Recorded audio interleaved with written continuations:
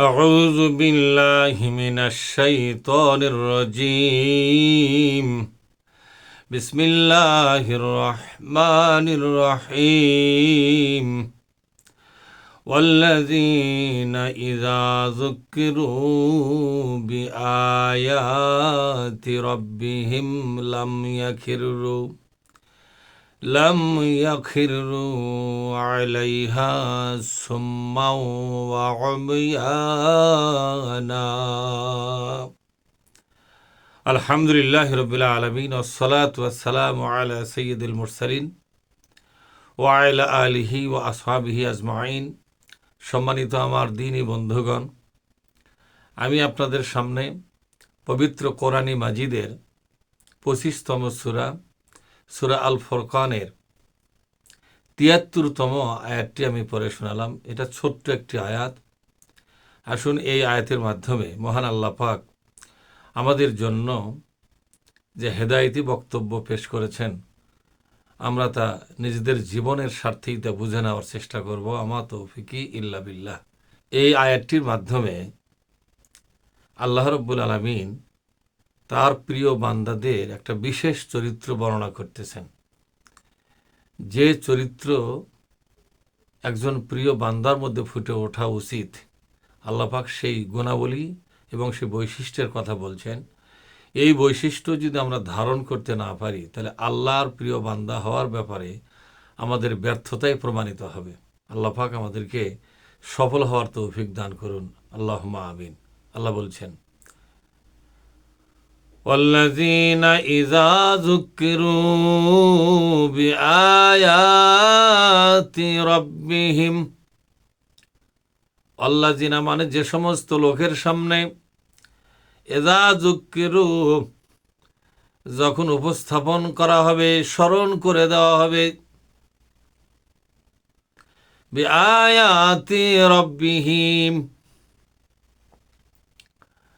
আল্লাহ পাকের নিদর্শনের কথা, তার হুকুম হাকামের কথা, আল্লাহ পাকের হেদায়েতি বক্তব্যগুলো, আল্লাহ পাকের নাজিল করা ইসলামী শাসন ব্যবস্থার কথা, ইসলামী অর্থনীতির কথা, ইসলামী সমাজনীতির কথা, ইসলামী পররাষ্ট্রনীতির কথা, ইসলামী শিক্ষানীতির কথা, এভাবে করে আল্লাহ পাকের পক্ষ থেকে নাজিল হওয়া বিশ্বের সমস্ত মানুষের জন্য যেই শাসন ব্যবস্থা, এটাকে যখন উপস্থাপন করা হয়, তুলে ধরা হয়, এটা যখন বর্ণনা করা হয়, লাম ইয়াখিরু আলাইহা সুম্মা ওয়া উমিয়ানা,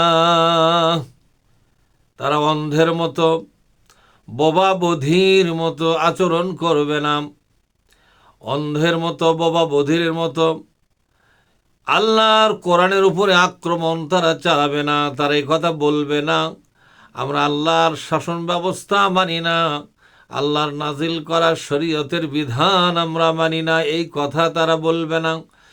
অথবা অন্ধ বোবার মতো হয়ে চুপচাপ বসে থাকবে না, বরং আল্লাহর কোরআনের কথা বলার সাথে সাথে প্রত্যেকটি কথাই তারা রেসপন্স দিবে, প্রত্যেকটি কথাই তারা সাড়া দান করবে, প্রতিটি কথা কার্যকর করার জন্য উঠে পড়ে লেগে যাবে। এটাই হবে আল্লাহওয়ালা মানুষের চরিত্র।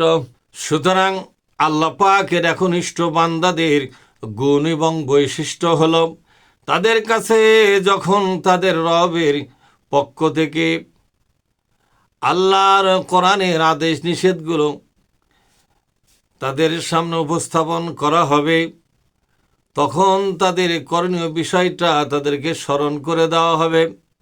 সেই সময় তারা তা শুনতে থাকবে, বিষয়টি সম্পর্কে অন্ধ এবং বধিরের অনুরূপ আচরণ করবে না, বরং তারা গভীরভাবে প্রভাবিত হবে এবং এর পেছনে যা কিছু করণীয় তারা সবটুকুনি তারা করবার চেষ্টা সাধনা করতে থাকবে। এটাই হবে আল্লাহ পাকের বান্দা হওয়ার জন্য বৈশিষ্ট্য। সুবহানাল্লাহ। আল্লাহর কোরআনের আলোচনা শুনে অন্ধের মতো, বোবার মতো বসে থাকবেন, এ কথার মানে কি? এ কথার মানে হলো আল্লাহর কোরআনের কোনো প্রভাব তাদের উপরে পড়বে না। আল্লাহর কোরআনের কোনো প্রভাব, কোনো প্রয়োজনীয়তা তার অনুভব করবে না এমন নয়, বরং তারা সচেতন হবে। সচেতন হইয়া আল্লাহর নাজিল করার সকল ফরজ ইবাদত, সকল দায় দায়িত্ব মাথার পরে গ্রহণ করে নিবে এবং এটাকে পালনের জন্য জীবনের ঝুঁকি নিয়ে হলেও তারা ময়দানে এগিয়ে যাবে।